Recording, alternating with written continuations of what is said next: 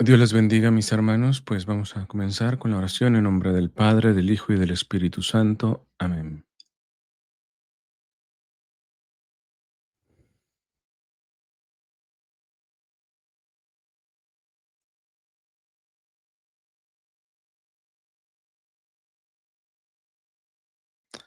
Vamos a hacer un Padre Nuestro en latín. En este momento llevo también el jersey de Mongolia.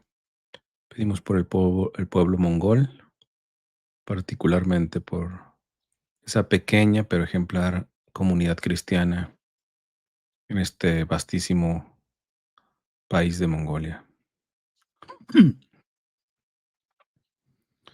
Muy particularmente quiero también orar por su obispo, el cardenal, uno de los más jóvenes en la iglesia, el cardenal Giorgio Marengo.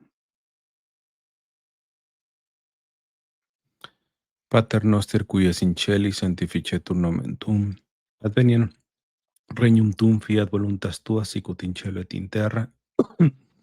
Panem nostrum quotidianum da nobis hodie, et dimitte nobis debita nostra, sicut ne nos dimittivus debitoribus nostris, et ne nos inducas in tentationem, sed liberanos de malo. Amén. Disculpen, ya comencé otra vez con la tos.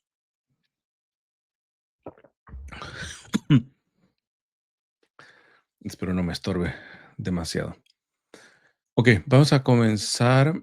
Seguimos en el capítulo tercero de esta exhortación apostólica del Papa León XIV. Pero como es el capítulo más grande de la exhortación, lo he dividido en dos partes. Vamos a la segunda parte.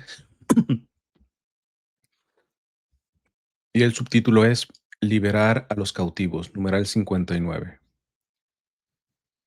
Desde los tiempos apostólicos, la Iglesia ha visto en la liberación de los oprimidos un signo del reino de Dios. Jesús mismo, al iniciar su misión pública, proclamó: El Espíritu del Señor está sobre mí porque me ha consagrado para la unción. Él me envió a llevar la buena noticia a los pobres, a anunciar la liberación de los cautivos. Lucas 4:18.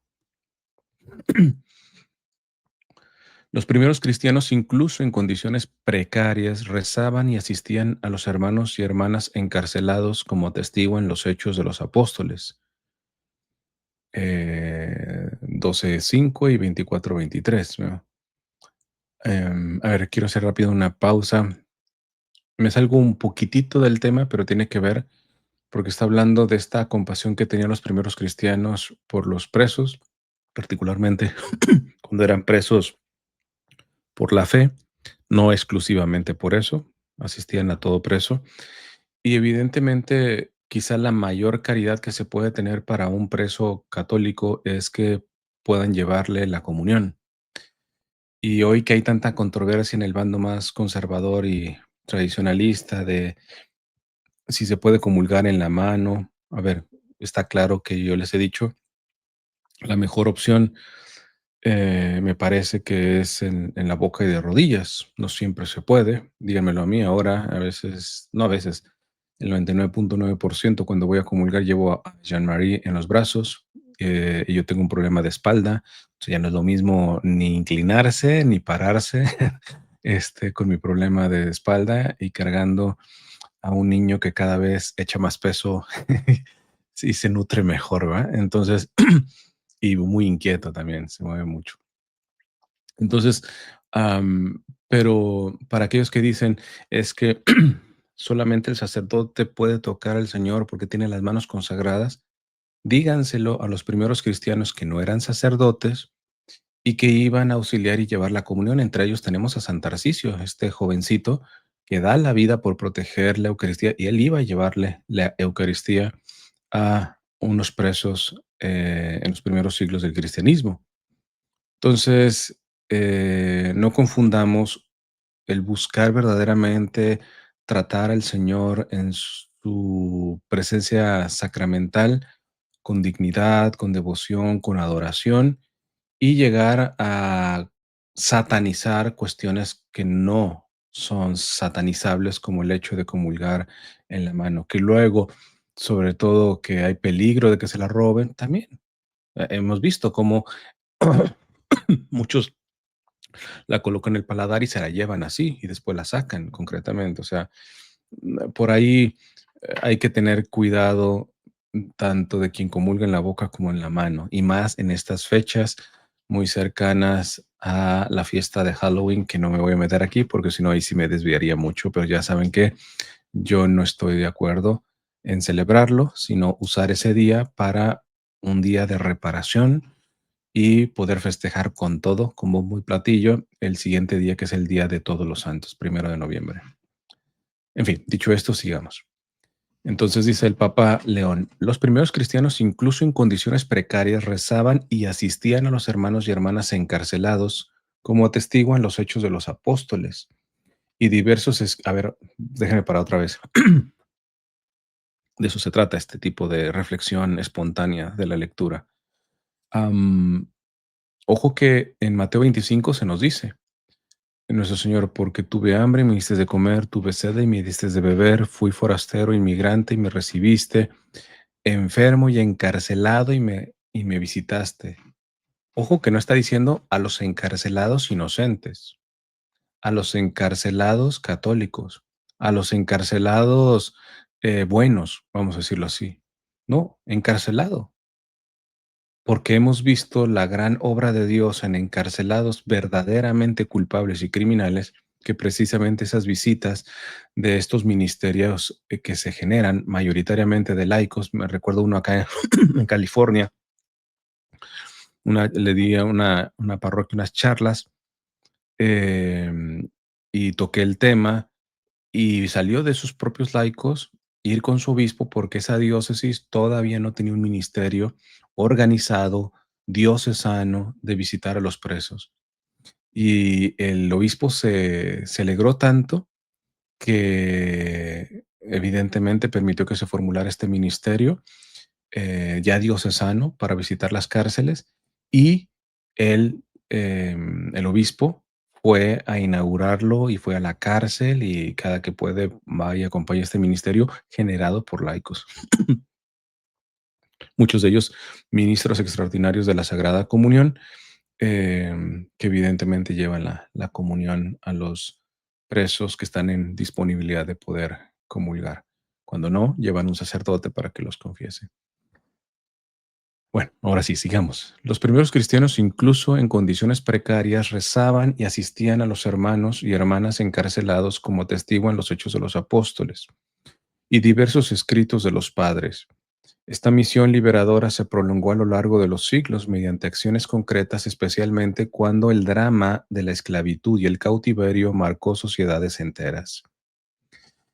Numeral 60. Entre finales del siglo XII y principios del siglo XIII, cuando muchos cristianos eran capturados en el Mediterráneo o esclavizados en las guerras, surgieron dos órdenes religiosas: la Orden de la Santísima Trinidad, los Trinitarios, redención de cautivos, Trinitarios, fundada por San Juan de Mata y San Félix de Valois, y la Orden de la Bienaventurada Virgen María de la Merced, Mercedarios, ¿verdad? De esta orden es Fray Nacho, este cantante católico que muchos han de conocer, fundada por San Pedro Nolasco con el apoyo de San Raimundo de Peñafort, dominico. Y también el padre Alfonso López Quintás, excelente catedrático, que yo lo conocí a raíz de que él fue el vicepostulador de la causa de esta niña española Pilina. Él también es mercedario. Estas comunidades de consagrados nacieron con el carisma específico de liberar a los cristianos esclavizados, poniendo a disposición sus bienes y a menudo ofreciendo su propia vida a cambio. Es lo que iba a decir, pero aquí ya el Papa lo mencionó. Lo increíble de estas órdenes es de que ellos mismos se intercambiaban por un esclavo.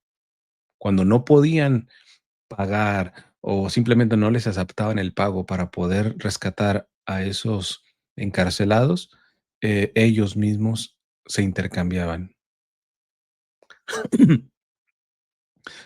¿Saben quién fue uno de los que padeció esto? El escritor del Quijote de la Mancha,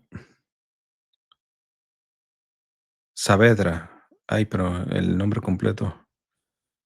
Miguel de Cervantes Saavedra. A él le tocó pasar por este drama.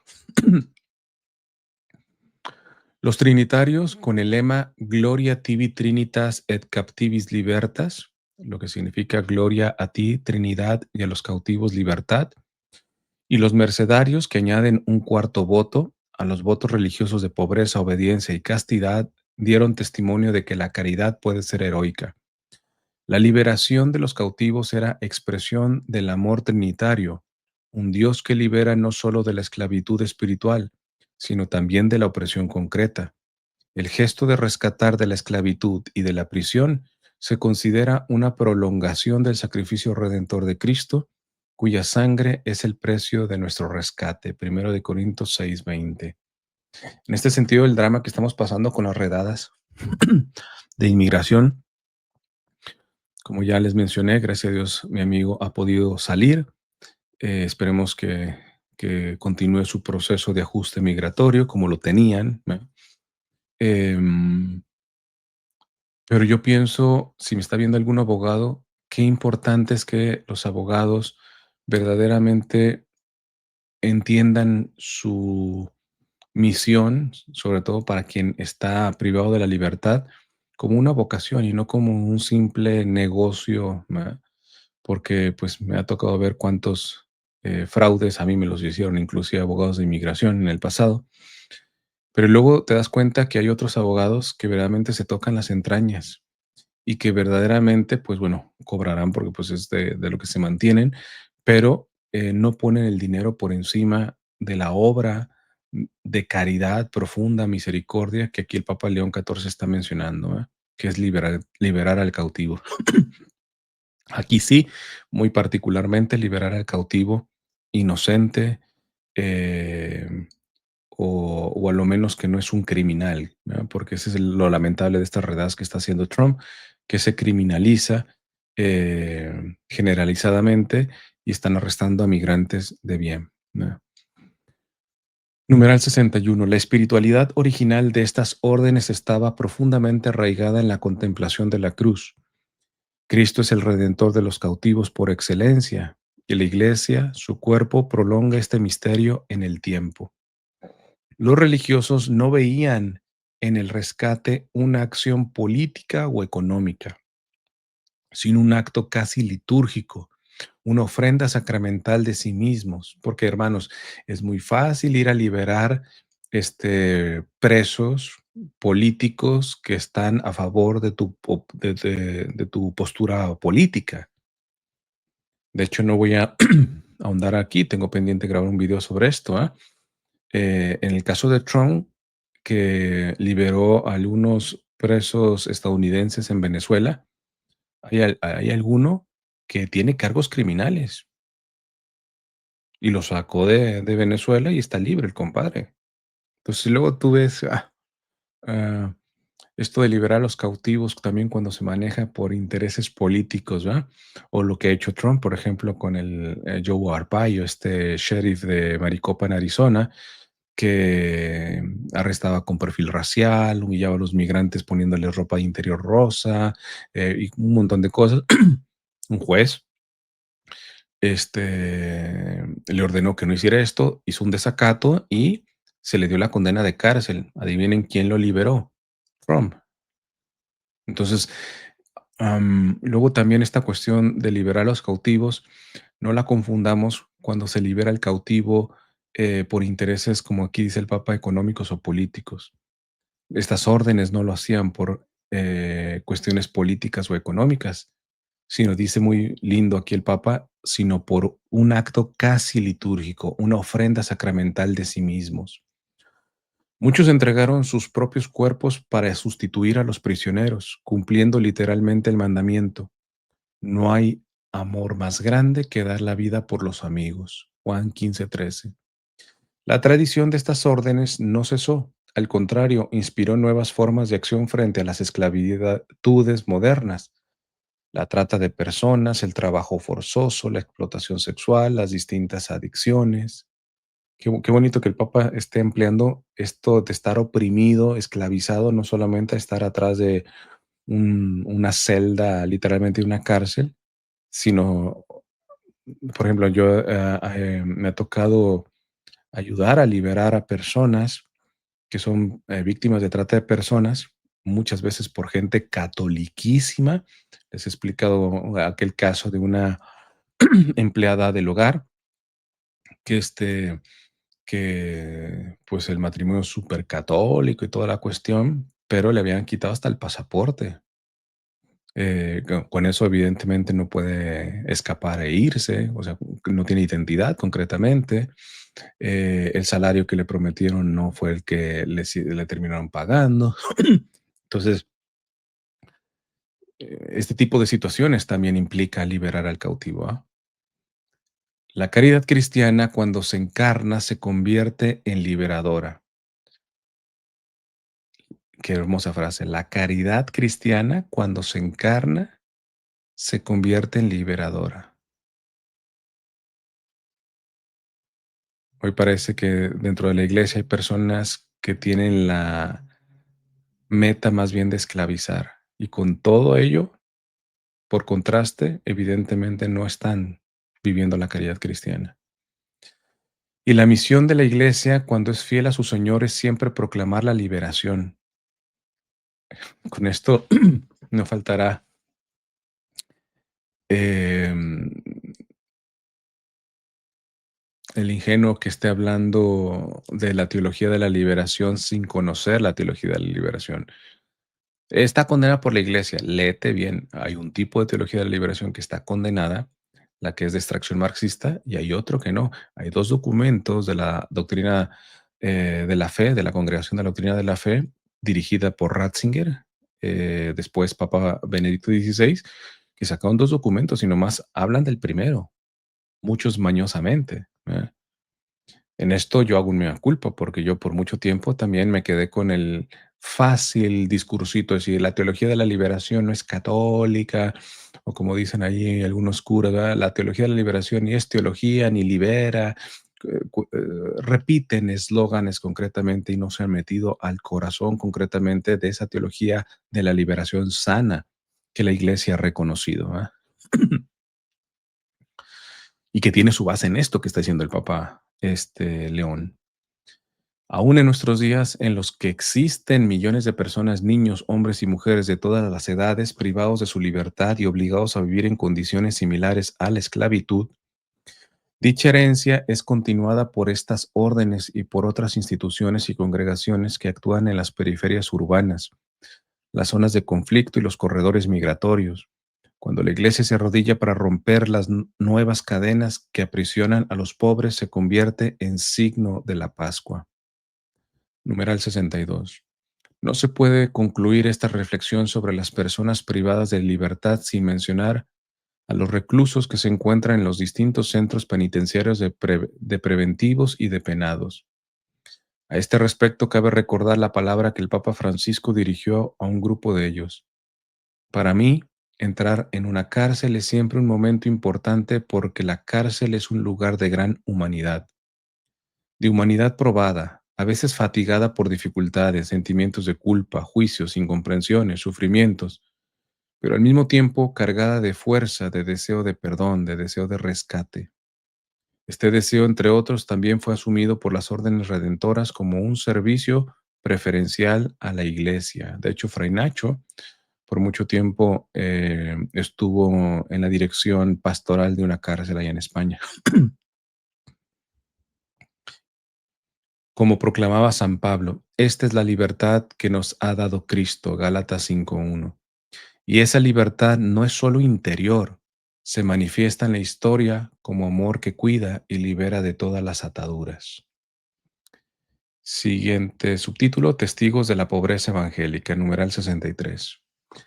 En el siglo XIII, ante el crecimiento de las ciudades, la concentración de riquezas y la aparición de nuevas formas de pobreza, el Espíritu Santo suscitó en la Iglesia un nuevo tipo de consagración, las órdenes mendicantes.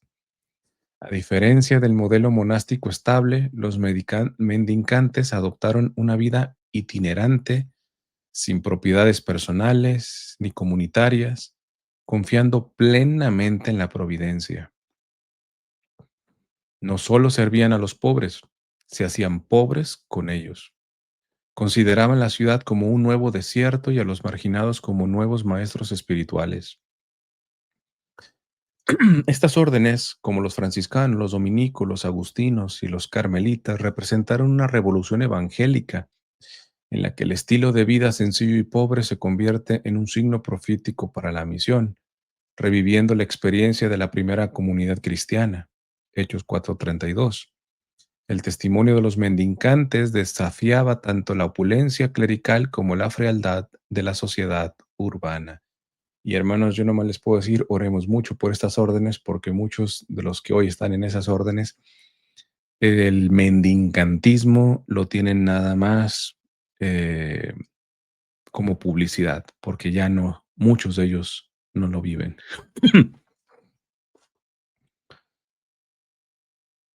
Numeral 64. San Francisco de Asís se convirtió en el ícono de esta primavera espiritual. Tomando la pobreza como esposa, quiso imitar al Cristo pobre, desnudo y crucificado. En su regla pide a los hermanos que de nada se apropien ni casa, ni lugar, ni cosa alguna, y como peregrinos y forasteros en este siglo, sirviendo al Señor en pobreza y humildad, vayan por limosna confiadamente y no deben avergonzarse, porque el Señor se hizo pobre por nosotros en este mundo.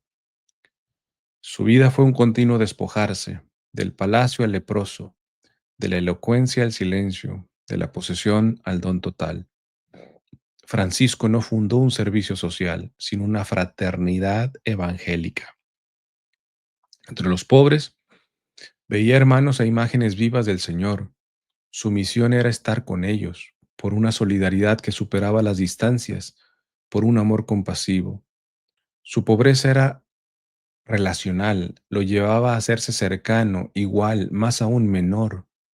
Su santidad brotaba de la convicción de que solo se recibe verdaderamente a Cristo en la entrega generosa de sí mismos a los hermanos. Numeral 65. Santa Clara de Asís, inspirada por Francisco, fundó la Orden de las Damas Pobres, más tarde llamadas Clarisas. Su lucha espiritual consistió en mantener fielmente el ideal de la pobreza radical.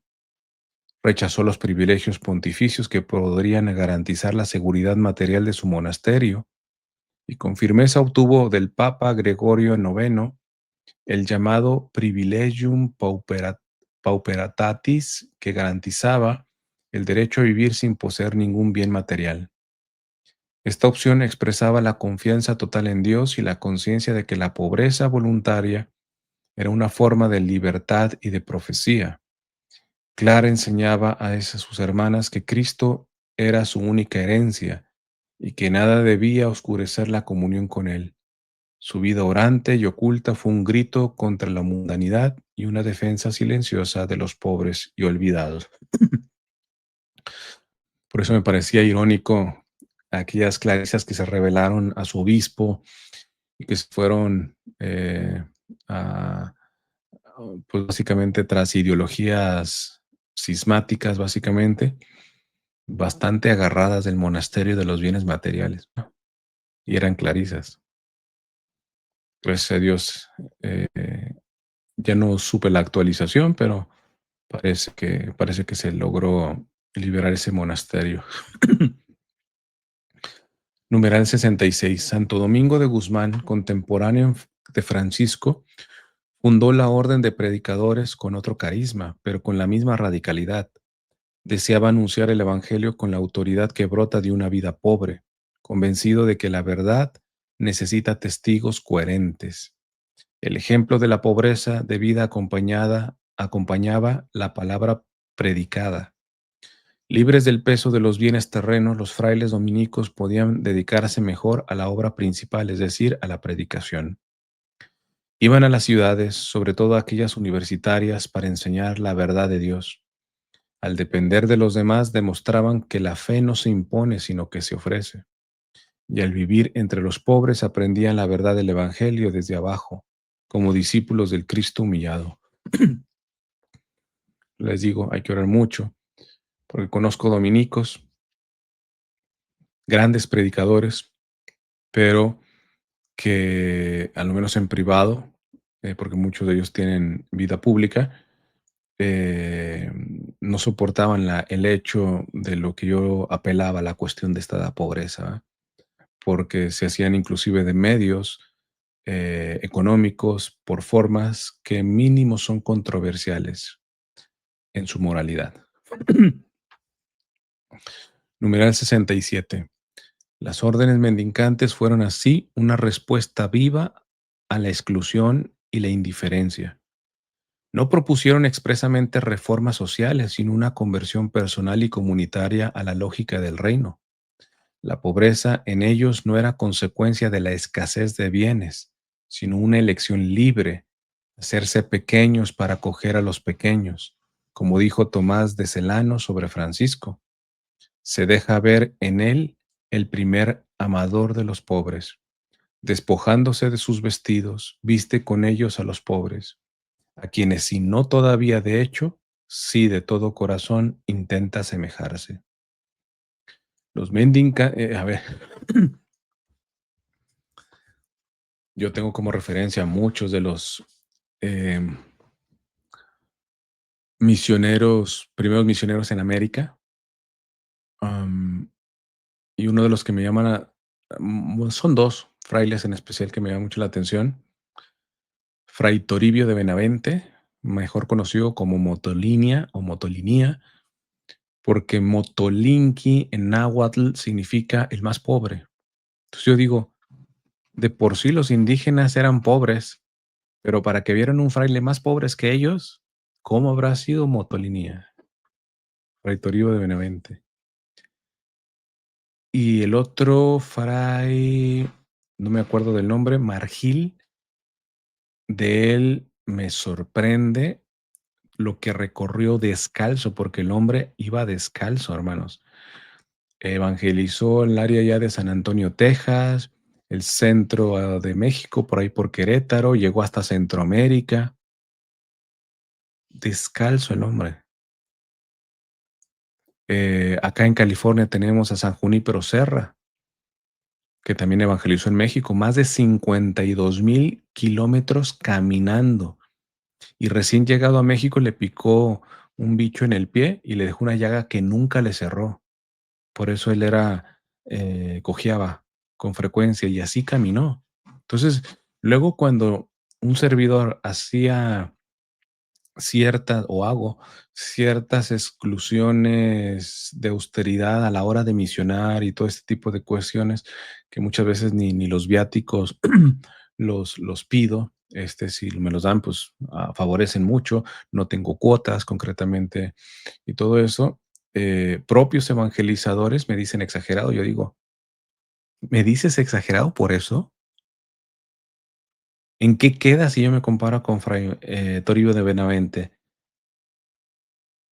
con Fray Margil, con Junípero Serra? O sea, yo lo que hago es una payasada delante de lo que verdaderamente sus misiones, porque alguien y una vez me dijo, pero a ver, es que en esos tiempos, pues evidentemente no se podía ir en avión, pero había burrito. A San Junípero Serra, cuando llega a México, le proponen irse en las caravanas, mínimo a caballo, de los españoles, y él dijo, no, yo me voy con mis compañeros a pie. Y desde Veracruz a la Ciudad de México, a pie, compadres.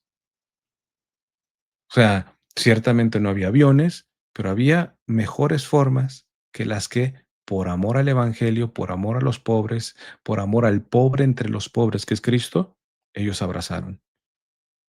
Por eso yo me atrevo a decir que en Hispanoamérica todavía seguimos viviendo de las rentas de los primeros misioneros.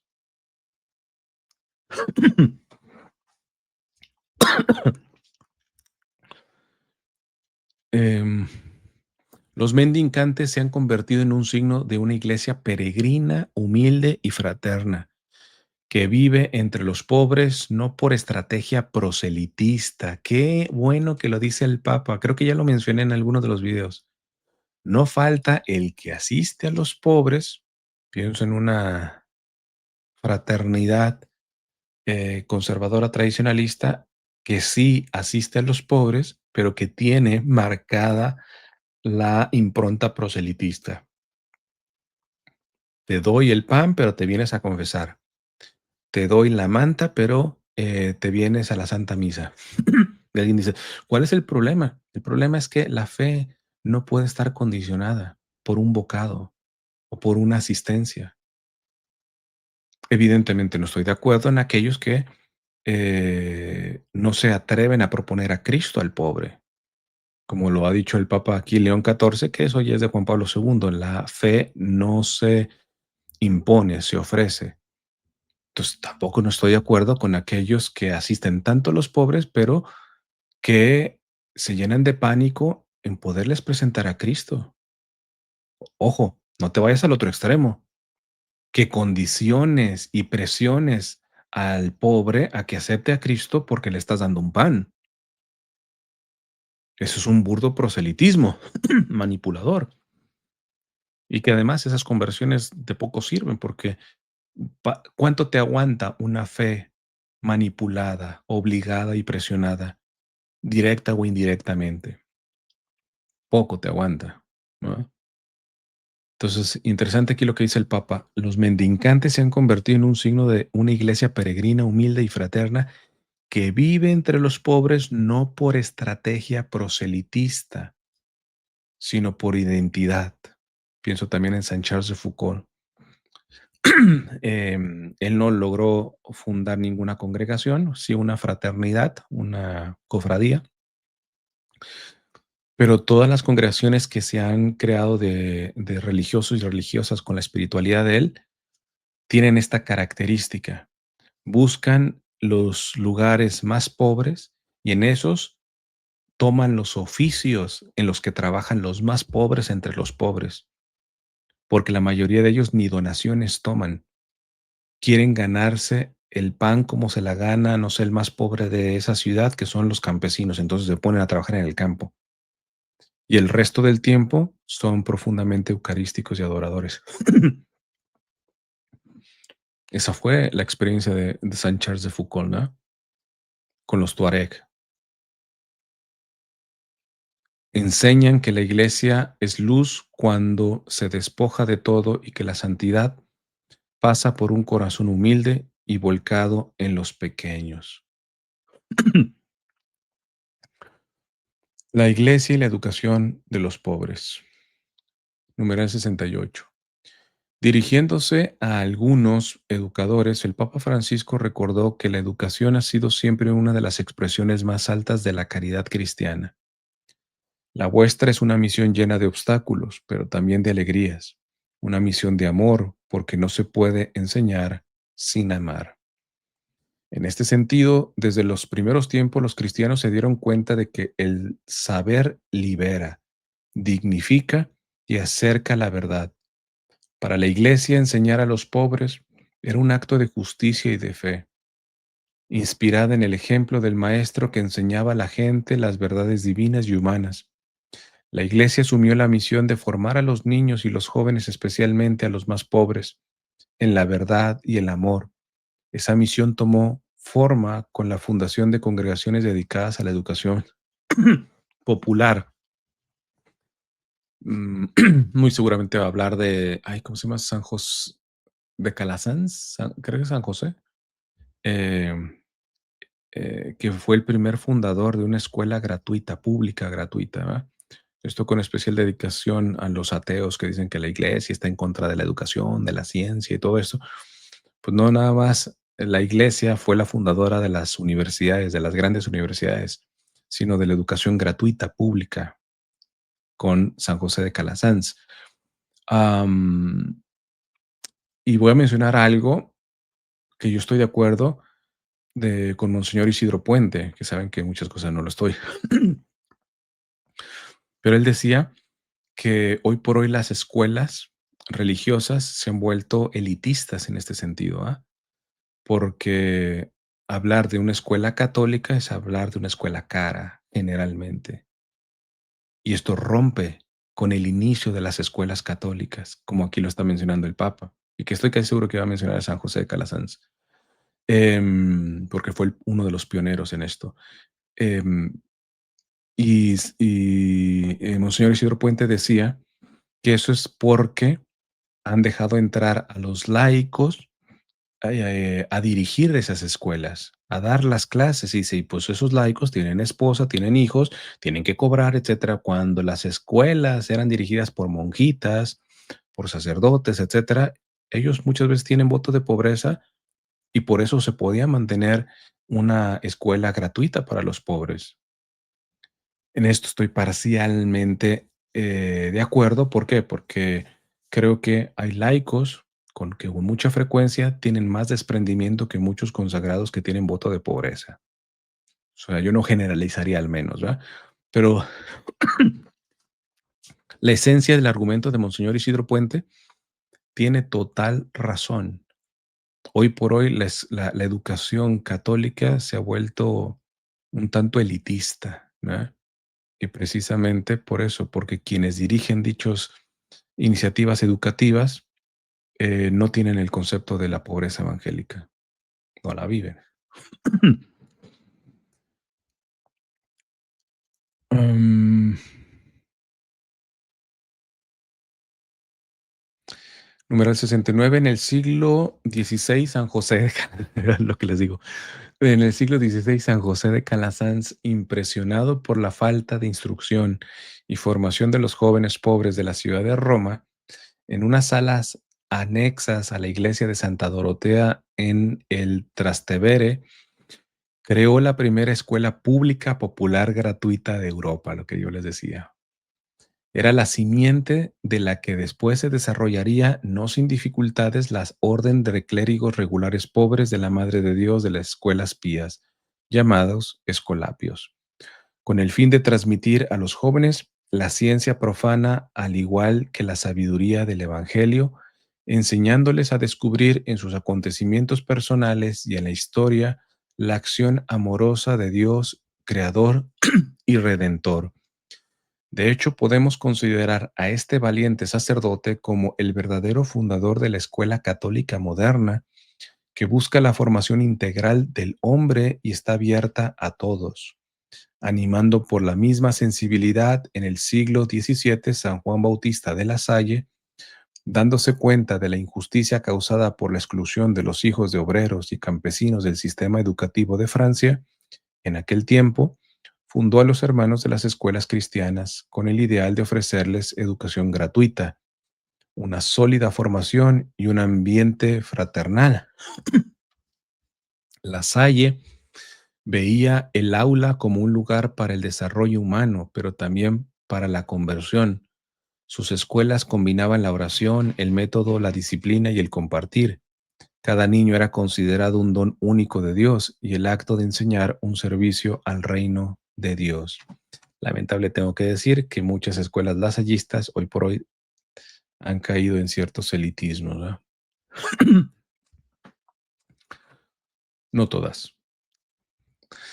Numeral 70. Ya en el siglo XIX, también en Francia, San Marcelino Champagnat fundó el Instituto de los Hermanos Maristas de las Escuelas, sensible a las necesidades espirituales y educativas de su época, especialmente a la ignorancia religiosa y a las situaciones de abandono que vivía particularmente la juventud, dedicándose de lleno en una época en la que el acceso a la educación era todavía privilegio de unos pocos, a la misión de educar y evangelizar a los niños y jóvenes, sobre todo a los más necesitados.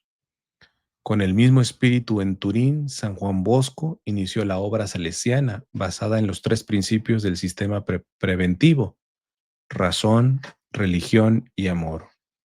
Y el beato Antonio Rossimini fundó el Instituto de la Caridad, en la que la caridad intelectual, junto con la material y en la cúspida, la espiritual pastoral, se presentaba como una dimensión indispensable para cualquier acción caritativa que mirase al bien y al desarrollo integral de las personas. Yo esto ya lo he dicho. Yo creo que una de las cosas que más me han gustado yo participar es en la pastoral educativa, en las universidades, el servicio que he prestado, bueno, particularmente en la UDEM, en cierto sentido también en LMU, no sé, hay algo. Honestamente, no me he sentado a pensar en qué. Evidentemente, hay parroquias que tienen escuelas y siempre que tienen una escuela y me puedo involucrar, me involucraba. Hay algo que particularmente me llama la atención de la pastoral educativa. Numeral 71. Muchas congregaciones femeninas fueron también protagonistas de esta revolución pedagógica, las Ursulinas, las monjas de la Orden de la Compañía de María Nuestra Señora, las maestras pías. Con ellas yo trabajé en uno de los barrios periféricos de la zona metropolitana de Guadalajara y tengo muy buenas experiencias. Los orfanatorios que tenían, ¿ya? Las maestras pías y muchas otras fundadas especialmente en los siglos XVIII y XIX ocuparon espacios donde el Estado estaba ausente. Crearon escuelas en pequeños pueblos, en los suburbios y en los barrios obreros. La educación de las niñas en particular se convirtió en una prioridad. Las religiosas alfabetizaban, evangelizaban, trataban de cuestiones prácticas de la vida cotidiana, elevaban el espíritu a través del cultivo de las artes y sobre todo formaban conciencias. A ver, paro aquí. Déjenme buscar rapidito. Les recomiendo un disco de... a ver, además, déjenme verlo mejor en un dispositivo para más rápido. De Gesed, de una congregación que se dedica a la educación de niñas particularmente. Eh, y hay dos cantos que a mí me fascinaban porque expresaban mucho la experiencia de inmersión que yo tenía en estas cuestiones. Mm,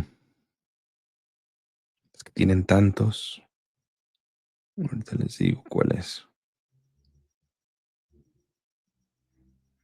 Este. Es del 2002. A la juventud consagro mi vida. Es este. A ver, a ver si se alcanza a ver. Tiene un canto eucarístico, estás aquí muy lindo, pero les recomiendo la de El rindo mi vida, también es muy linda. Que no se pierda ni una sola, es una de mis favoritas. Que no se pierda ni una sola. Con la oración es otra de mis favoritas. Eh,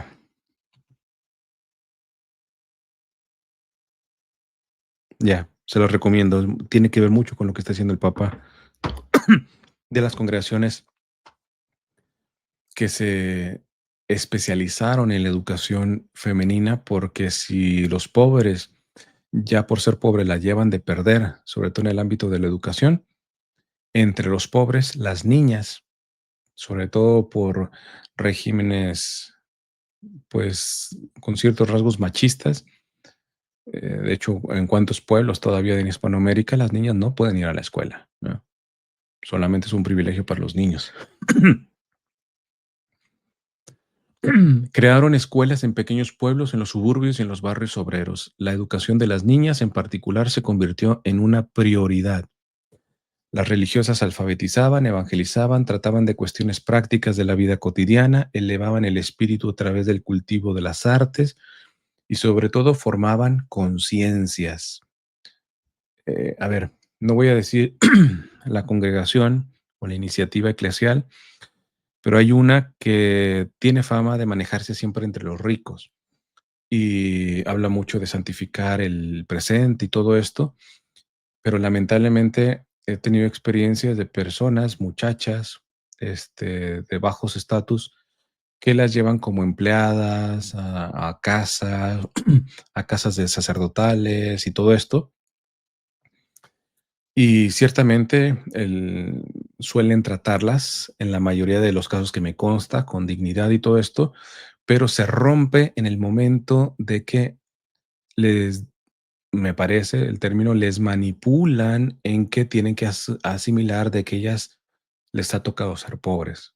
O sea, que básicamente la que le plancha las sotanas al sacerdote, si quiere ser académica, ahorrarse su dinerito para poder empezar a estudiar, etcétera, con mucha frecuencia, y no hablo de lo que no conozco, les manipulan para decir: "No, es que tú no necesitas ir a la universidad, planchas muy bien, te puedes quedar". A ver, que quede claro, las que entienden esa vocación, porque es tan digna planchar, es tan digno barrer, es tan digno lavar los oficios concretamente de una empleada doméstica, perfecto, y ahí se pueden santificar. Y no me cabe duda de que muchas personas se santifican en esas acciones aparentemente sencillas. Em, pero eso no quita que algunas de ellas, el mismo Señor les haya colocado salir de eso y desarrollarse en otras áreas. Ah, no, ahí ya no toca. Yo creo que es una de las cosas que al interior de la iglesia también se tienen que ir modificando, ¿ah? Porque esto a veces se propaga más de la cuenta, ¿ah? Su pedagogía era sencilla, cercanía, paciencia, dulzura. Enseñaban a través de la vida antes que con palabras. En tiempos de analfabetismo generalizado y de exclusión estructural, estas mujeres consagradas eran faros de esperanza. Su misión era formar el corazón, enseñar a pensar, promover la dignidad, combinando una vida de piedad y dedicación al prójimo, combatieron el abandono con la ternura de quien educa en nombre de Cristo. Número 72. Para la fe cristiana, la educación de los pobres no es un favor, sino un deber. Los pequeños tienen derecho a la sabiduría como exigencia básica para el reconocimiento de la dignidad humana.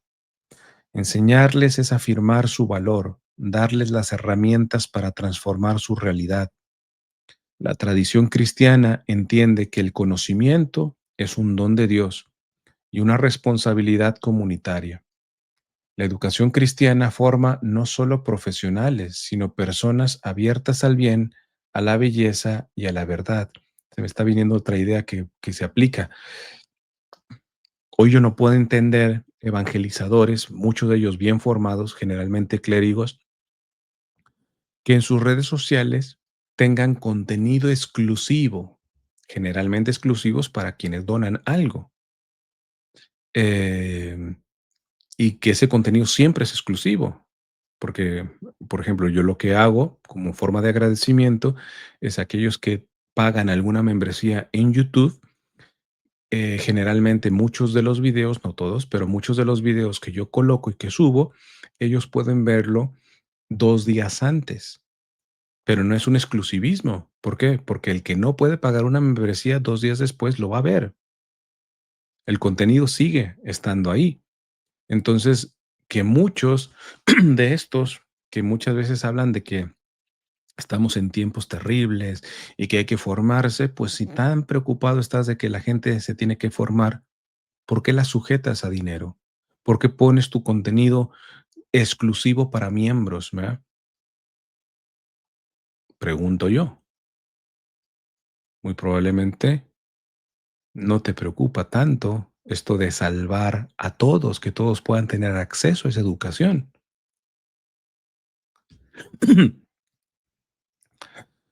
La educación cristiana forma no solo profesionales, sino personas abiertas al bien, a la belleza y a la verdad. Por eso la escuela católica, cuando es fiel a su nombre, se convierte en un espacio de inclusión, formación integral y promoción humana. Así, conjugando fe y cultura, se siembra futuro, se honra la imagen de Dios, se construye una sociedad mejor. Acompañar a los migrantes. Numeral 73. La experiencia de la migración acompañada acompaña la historia del pueblo de Dios. Abraham parte sin saber a dónde va. A ver, tengo que contestar, a ver. Después lo voy a hacer ya más formalmente porque les pongo el texto de una persona que me dice en un texto que hablo de la cuestión de migración, como que tú estás manipulando, porque cuando se habla del migrante en la Biblia eran tiempos en donde no había fronteras. ¿What? No solamente existían fronteras, hermanos, sino que había ciudades amuralladas como Jerusalén. O sea, ¿de qué me está hablando esta persona? Tienen que inventar y manipular, hermanos, la mismísima Biblia porque no son capaces de reconocer que la parte del migrante es una de las cosas que reclama profundamente el Señor. Váyanse al Antiguo Testamento. Hay de aquellos que abusen al huérfano, a la viuda y al forastero, al migrante. Ahora resulta que Dios pedía eso porque antes no había fronteras. Válgame Dios.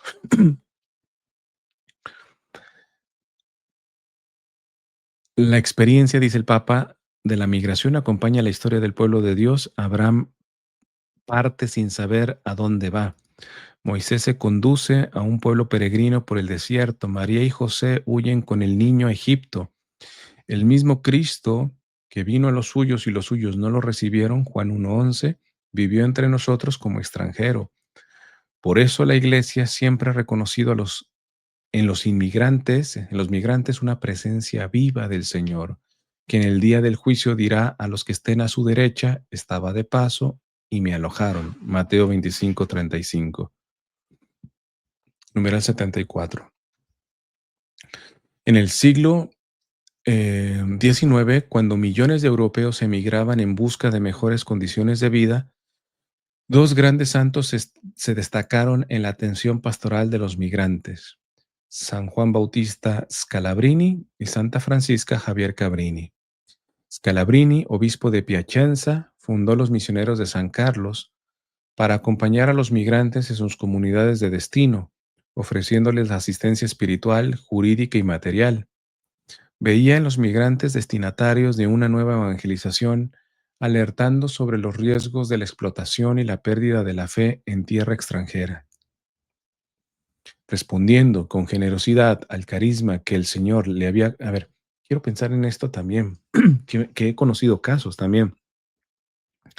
Yo no entiendo católicos antiinmigrante que no se dan cuenta que ellos se dicen católicos y que lo importante es que la gente sea católica, pero por el trato indigno que le das al migrante, muchas veces ese migrante se termina yendo a una iglesia protestante que sí le abre las puertas. Se las dejo el costo. Veían en los migrantes destinatarios de una nueva evangelización alertando sobre los riesgos de explotación y la pérdida de la fe en tierra extranjera. ¿Cómo no van a perder la fe católica, los católicos que se tienen que topar con católicos antiinmigrantes? Mm. Respondiendo con generosidad al carisma que el Señor le había concedido, Scalabrini miraba más allá, miraba hacia el futuro, hacia un mundo y una iglesia sin barreras, sin extranjeros. Santa Francisca Cabrini, nacida en Italia y naturalizada estadounidense, se convirtió en la primera ciudadana de los Estados Unidos en ser canonizada. Para cumplir su misión de atender a los emigrantes, cruzó el Atlántico varias veces e impulsada por una singular audacia empezó de la nada la construcción de escuelas, hospitales y orfanatos para multitud de desheredados que se aventuraba a buscar trabajo en el Nuevo Mundo sin conocer la lengua y sin medios que les permitieran una inserción digna en la sociedad norteamericana, en la que a menudo eran víctimas de personas sin escrúpulos. Y hay que decir que muchas personas sin escrúpulos que abusan del migrante son también migrantes. Al pan pan y al vino vino, hermanos. Yo no estoy de acuerdo esto de que, los gringos, no, no, no, espérate. Trump y todo esto pueda maltratar, pero muchas veces el primero que aplasta al migrante es otro migrante.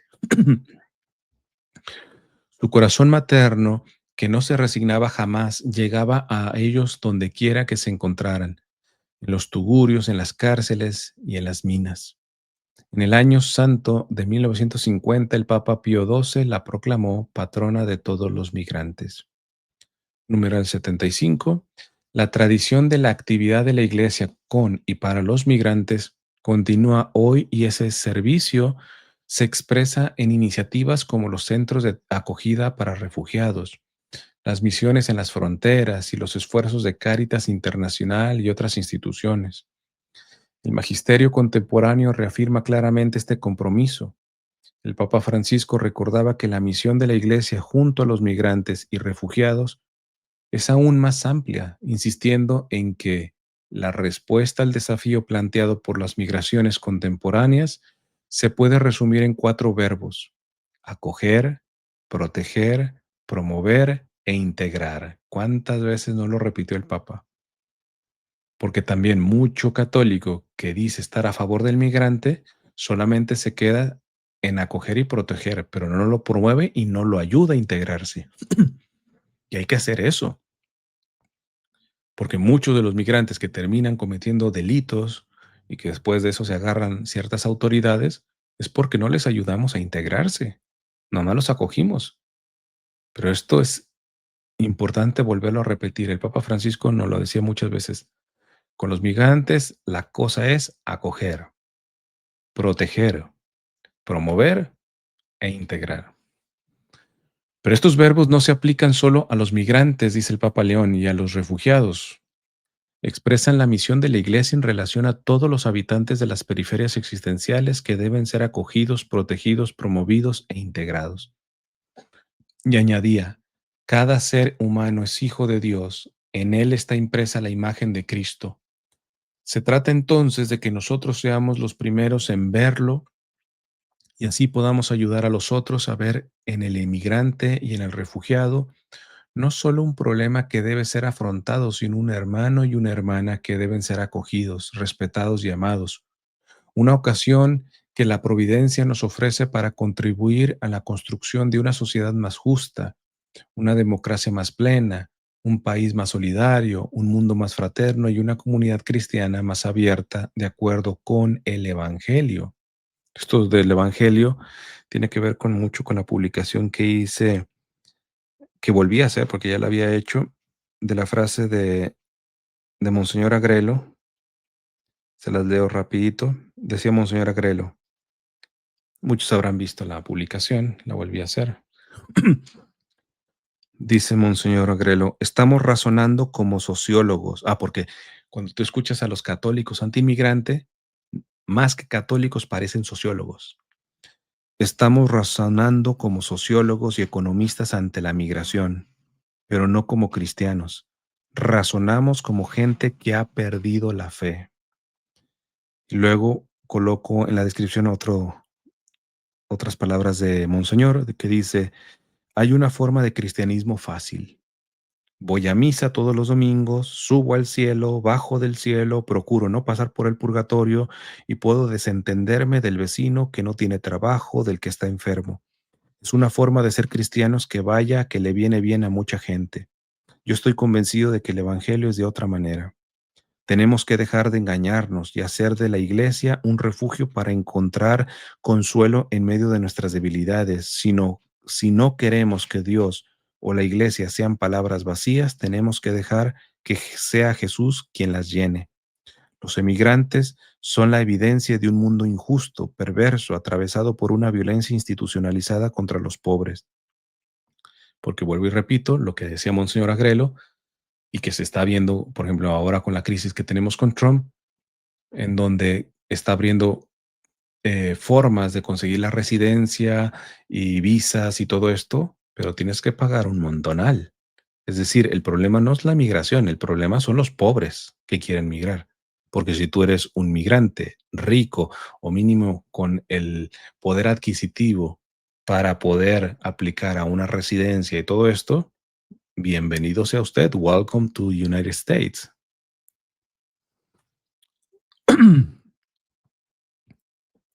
Los emigrantes, dice Monseñor Acrelo, son la evidencia de un mundo injusto, perverso, atravesado por una violencia institucionalizada contra los pobres. Con relación a los emigrantes, se ha instalado el miedo en el lenguaje político, social o de ciertos medios de comunicación de la Iglesia. Está hablando de los católicos antiinmigrantes, que repite como loro lo que políticos dicen, que es básicamente que el emigrante es un invasor, es un criminal, y generalizan. Muchas decisiones que se toman obedecen a razones de seguridad, razones de miedo. Hay quien está interesado en infundir miedo para poder manipular luego a las personas, claro. Si te dicen que los inmigrantes te van a quitar el trabajo, que te van a violar a la hija, que te van a todo eso, ¿cómo no vas a estar en contra de los inmigrantes, ah? El problema es que es una generalización injusta, porque muchas veces quien salvó tu hija puede ser un inmigrante, como lo hemos visto. Tú tienes verduras en la mesa que compras con tu dinero, pero que no las piscaste, las piscó un migrante en los campos de California.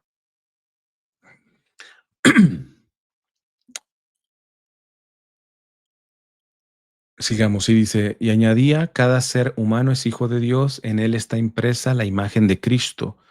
Se trata entonces de que nosotros seamos los primeros en verlo y así podamos ayudar a los otros a ver en el inmigrante y en el refugiado no solo un problema que debe ser afrontado, sino un hermano y una hermana que deben ser acogidos, respetados y amados. Una ocasión que la providencia nos ofrece para contribuir a la construcción de una sociedad más justa, una democracia más plena, un país más solidario, un mundo más fraterno y una comunidad cristiana más abierta de acuerdo con el Evangelio. La iglesia como madre camina con los que caminan. Donde el mundo ve una amenaza, ella ve hijos. Donde se levantan muros, ella construye puentes. Sabe que el anuncio del Evangelio solo es creíble cuando se traduce en gestos de cercanía y de acogida, y que en cada migrante rechazado es Cristo mismo quien llama a las puertas de la comunidad. Por eso decía Monseñor Casaldáliga, en paz descanse, no basta ser creyentes, hay que ser creíbles. Hay algunos que se pudieran conformar con eso, con que ellos creen, con ser creyentes. No basta ser creyentes, hay que ser creíbles. Siguiente subtítulo, al lado de los últimos. Numeral 76. La santidad cristiana florece con frecuencia en los lugares más olvidados y heridos de la humanidad, los más pobres entre los pobres, los que no solo carecen de bienes, sino también de voz, de reconocimiento, de su dignidad, ocupan un lugar especial en el corazón de Dios. Son los preferidos del Evangelio, los herederos del reino. Lucas 6:20. Es en ellos donde Cristo sigue sufriendo y resucitando. Es en ellos donde la iglesia redescubre la llamada a mostrar su realidad más auténtica. Numeral 77. Santa Teresa de Calcuta, canonizada en 2016, se convirtió en un ícono universal de la caridad vivida hasta el extremo en favor de los más indigentes descartados por la sociedad. Fundadora de las Misioneras de la Caridad, dedicó su vida a los moribundos abandonados en las calles de la India. Recogía a los rechazados, lavaba sus heridas y los acompañaba hasta el momento de la muerte con una ternura que era oración. Su amor por los más pobres entre los pobres la llevaba no solo a atender sus necesidades materiales, sino también a anunciarles la buena noticia del Evangelio. Queremos proclamar la buena nueva a los pobres de que Dios les ama, de que nosotros les amamos, de que ellos son alguien para nosotros, de que ellos también han sido creados por la misma mano amorosa de Dios para amar y ser amados. Esto fue revolucionario porque quien conoce las castas del hinduismo, si te tocó las últimas castas, pues fregado te quedas, ¿va? Forever and ever. Nuestros pobres son grandes personas, dice el Papa, son personas muy queribles, no necesitan nuestra lástima y simpatía, necesitan nuestro amor comprensivo, necesitan nuestro respeto, necesitan que les tratemos con dignidad. Todo esto nacía de una profunda espiritualidad que veía el servicio a los más pobres como fruto de la oración y del amor que generan la verdadera paz, como recordaba el Papa Juan Pablo II a los peregrinos que habían acudido a Roma para su beatificación. ¿Dónde encontró la Madre Teresa la fuerza para ponerse completamente al servicio de los demás? La encontró en la oración y en la contemplación silenciosa de Jesucristo, de su santo rostro y de su sagrado corazón. Lo dijo ella misma, el fruto del silencio es la oración, el fruto de la oración es la fe, y el fruto de la fe es el amor. El fruto del amor es el servicio y el fruto del servicio es la paz. La oración colmó su corazón de la paz de Cristo y le permitió irradiarla a los demás. Teresa no se consideraba una filántropa ni una activista, sino esposa de Cristo crucificado, a quien servía con amor total a los hermanos que sufrían. Que esto me parece que es lo más grave de aquellos que rechazan esta dimensión. En el fondo está rechazando a Cristo. Y por eso me parece tan ofensivo que al Papa Francisco muchos le decían, no, es un socialista, quiere cambiar la fe por filantropía, no calumniadores. En el fondo, quizá calumnian al Papa Francisco precisamente porque si tú te revisas en este rubro concretamente, andas mal. Y si andas mal, andas rechazando a Cristo que está en el pobre. Y eso es fuerte decirlo. Numeral 78. En Brasil, Santa Dulce de los Pobres, conocida como el Ángel Bueno de Bahía, encarnó el mismo espíritu evangélico con rasgos brasileños.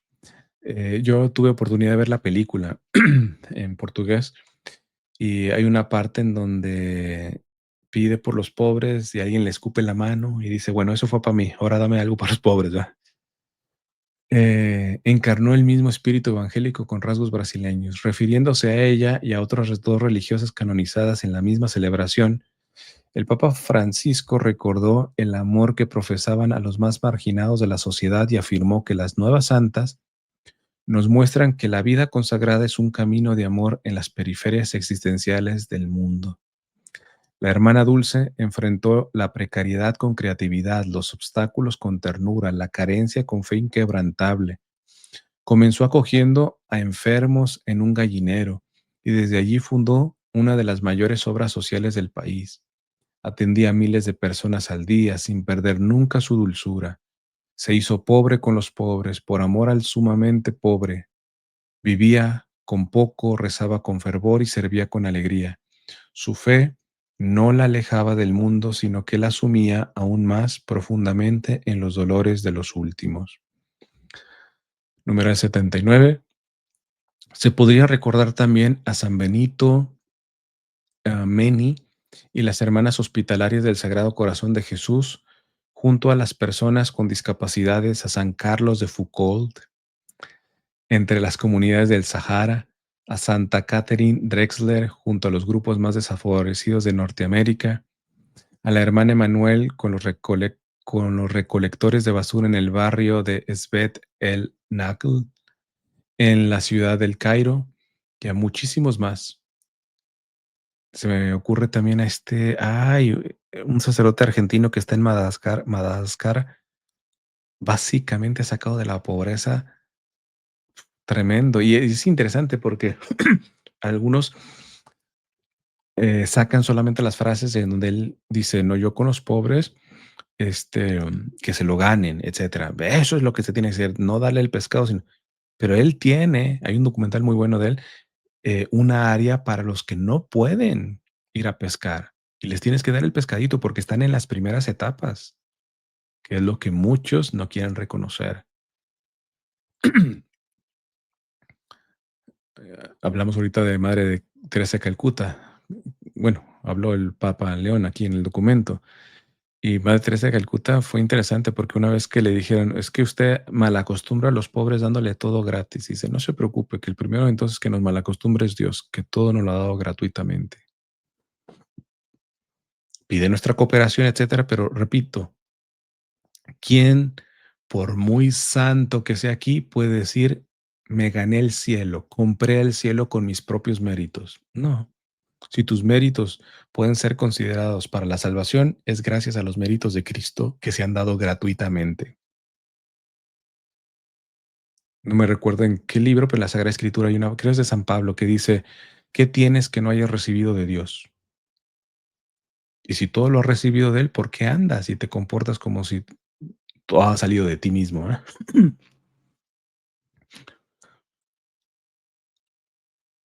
Ya no me acuerdo dónde me quedé. Bueno, leo nuevamente. 79. Se podría recordar también a San Benito Meni, las hermanas hospitalarias del Sagrado Corazón de Jesús, junto a las personas con discapacidades, a San Carlos de Foucault, entre las comunidades de Sahara, a Santa Catherine Drexler, junto a los grupos más desfavorecidos de Norteamérica, a la hermana Emanuel con los recolectores de basura en el barrio de Esbet el Nakhl, en la ciudad del Cairo y a muchísimas más.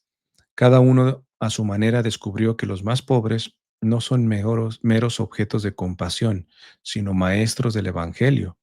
No se trata de llevarles a Dios, sino de encontrarlo entre ellos. ¡Qué frase! No se trata de llevarles a Dios, sino de encontrarlo entre ellos.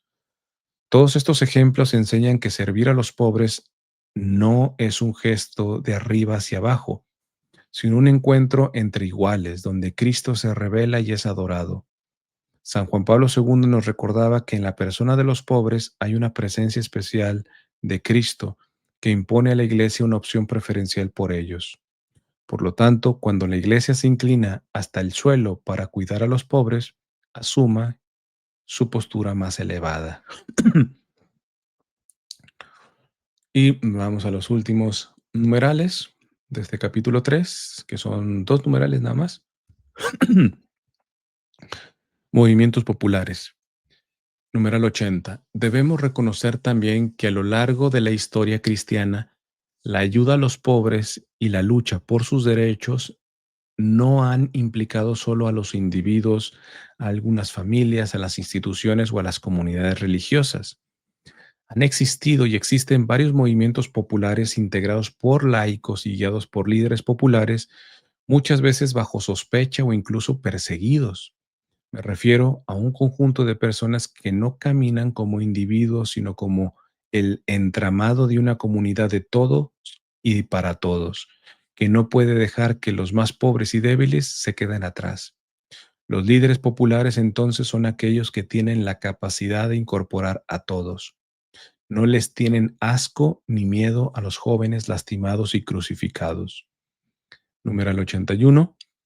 Estos líderes populares saben que la solidaridad también es luchar contra las causas estructurales de la pobreza, la desigualdad, la falta de trabajo, la tierra y la vivienda, la negación de los derechos sociales y laborales. Es enfrentar los destructores efectos del imperio del dinero. La solidaridad, entendida en su sentido más hondo, es un modo de hacer historia y eso es lo que hacen los movimientos populares. Por esta razón, cuando las distintas instituciones piensan en las necesidades de los pobres, se requiere que incluyan a los movimientos populares y animen las estructuras del gobierno, de gobiernos locales, nacionales e internacionales, con ese torrente de energía moral que surge de la incorporación de los excluidos en la construcción del destino común. Los movimientos populares efectivamente nos invitan a superar esa idea de las políticas sociales concebidas como una política hacia los pobres, pero nunca con los pobres, nunca de los pobres, y mucho menos inserta en un proyecto que reunifique a los pueblos.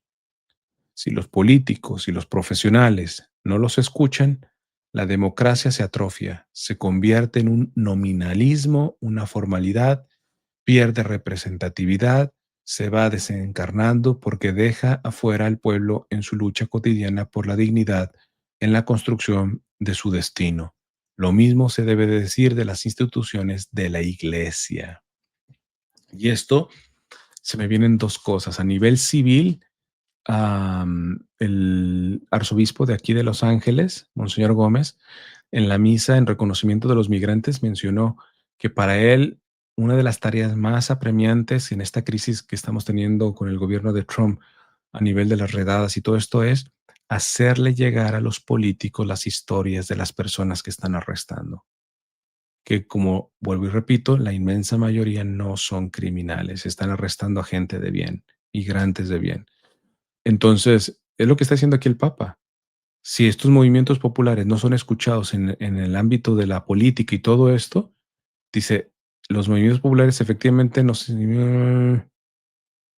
esa idea de las políticas sociales concebidas como una política hacia los pobres, pero nunca con los pobres, nunca de los pobres y mucho menos inserta en un proyecto que reunifique los pueblos, si los políticos y los profesionales no los escuchan a estos movimientos populares que sí están tocando día a día, mano a mano con la realidad de los pobres, la democracia se atrofia, se convierte en nominalismo, una formalidad pierde representatividad y ya vimos los que marcharon en contra de Trump, Que yo les digo, tengan cuidado porque ahí está esto de no kings y todo eso me parece un movimiento más de manipulación.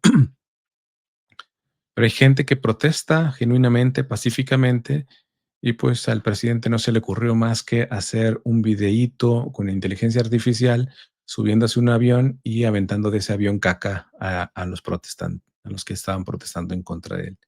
Es eso, no quiero bajar a tu realidad. Muy al contrario, te aviento el desecho, la caca te la aviento. Esa es la actitud que está teniendo Trump y que han tenido un montón de líderes, presidentes de izquierda y de derecha, porque aquí no se libra nadie. Y a nivel de la iglesia, pues se me viene rápido, a bote pronto, la misma experiencia que yo he tenido con la defensa de víctimas de violencia doméstica por parte de predicadores, evangelizadores, que la propia iglesia les ha cerrado la puerta a las víctimas, que no las, en algunas ocasiones ni las escuchó, o las escuchó, pero no hicieron nada. ¿Por qué? Porque quisieron defender a su vaca sagrada, a su predicador y todo esto, y a los que nos atrevimos a auxiliarlas, nos vetaron, en sus parroquias, en diócesis, etcétera, etcétera, ¿no? No están muy lejos de la actitud de Trump. Pero es mucho más escandalizante cuando ves que los que cierran los oídos ante el sufrimiento de los más vulnerables son personas de iglesia, son sacerdotes, son obispos. Como ven, siguiente sería ya el capítulo cuarto, una historia que continúa. Lo vamos a dejar para la siguiente charla. Así que hacemos la consagración a la Santísima Virgen y con esto terminamos no sé si llamar capítulo de lectura reflexiva de la exhortación apostólica del Papa León XIV, Dilexi Te. Dulce Madre, no te alejes, tu vista de nosotros no apartes, ven con nosotros a todas partes y solo nunca nos dejes, ya que nos proteges tanto como verdadera Madre, es que nos bendiga el Padre, el Hijo y el Espíritu Santo. Amén. Pues bueno, que Dios les bendiga y nos encomendamos a sus oraciones.